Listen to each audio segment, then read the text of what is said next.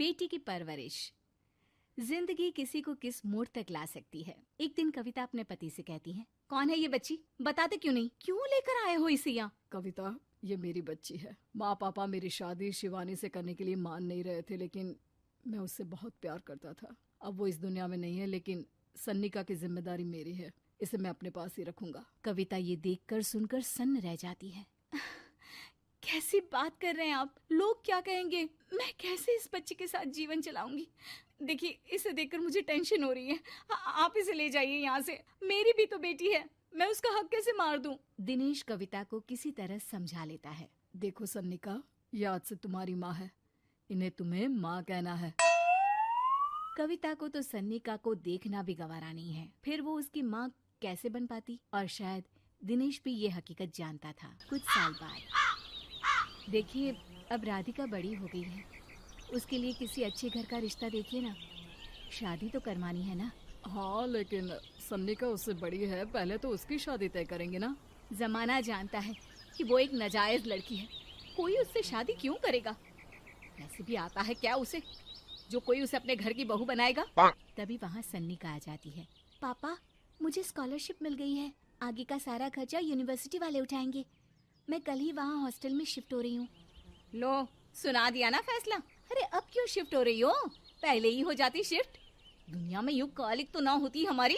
क्या यार कविता, एक तो खुशी की बात है कि लड़की को कुछ आगे बढ़ने पढ़ने का मौका मिल रहा है, लेकिन नहीं, तुमको तो केवल ताना मारना ही आता है। जाकर देखो शिवानी क्या कर रही है।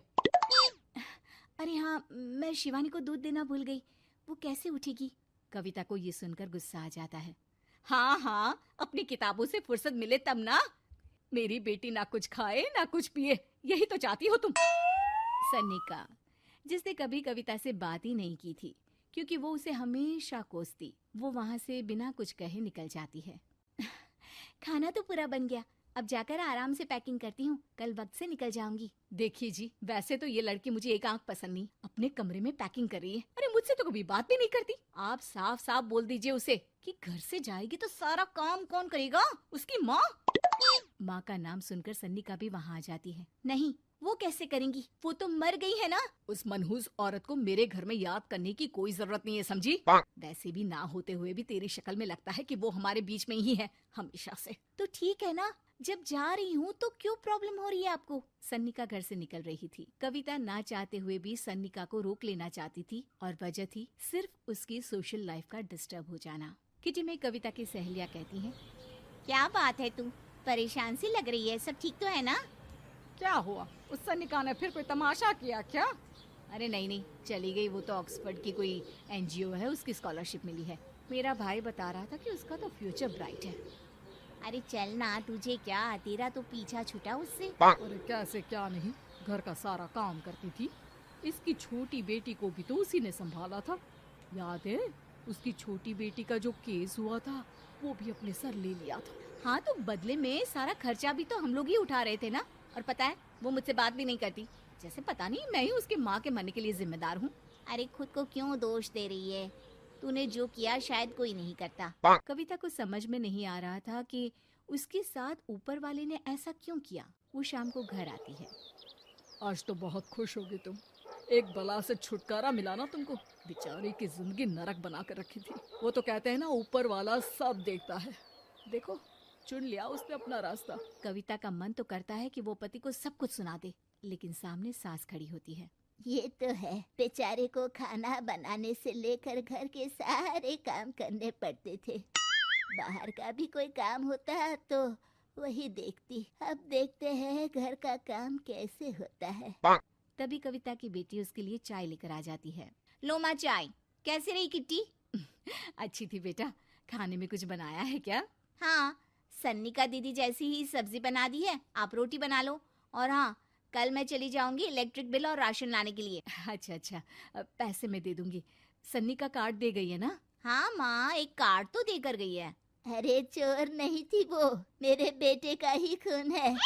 पता नहीं कितना घमंड भरा है इसमें। अरे छोड़ो ना माँ, जिसको जो बनना था वो बन ही जाएगा। अच्छा माँ, कल चलना है उसके कॉलेज में, सभी पेरेंट्स को बुलाया गया है। अब कविता तो जाने से रही, तो हम ही साथ चलते हैं। हाँ बेटा, उस बिन माँ की बेटी का है ही कौन। अब क्या था, कविता का गुस्सा फूट पड़ता है। हाँ, आप लोगों के जैसे तो इंसान नहीं देखे मैंने। अरे मेरे सामने ही अपनी नाजायज बेटी को लाकर बिठा दिया। रोज मैं उसे देखती तो एहसास होता कि कैसे आपने मुझे इतना बड़ा धोखा दिया। जरा सोचिए तो, अगर ऐसा ही कुछ मैंने किया होता तो। अरे रहने दे, क्या नहीं किया तूने उसके बदले में। उस मासूम के साथ क्या क्या करती थी सब जानते हैं हम। अरे छोड़ो ना माँ, ये तो एक बात लेकर बैठ जाती है। चलो सोने चलते हैं। अगले दिन दिनेश और उसकी माँ सन्निका के कॉलेज में जाते हैं। कैसी हो बेटा? मेरा नाम रोशन करना। जरूर पापा। ये ले बेटा, पैसे रख ले।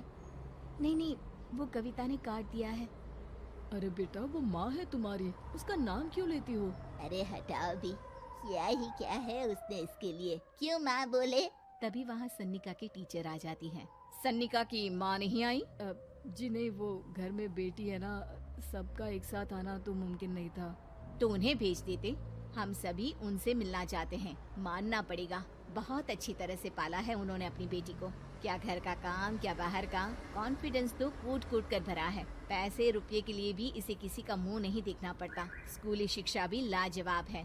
पिता और दादी को एहसास होता है कि जिस कविता के पालन पोषण पर उन्हें हमेशा से शक रहा, वो सन्निका के भविष्य के लिए किसी वरदान जैसा साबित हुआ।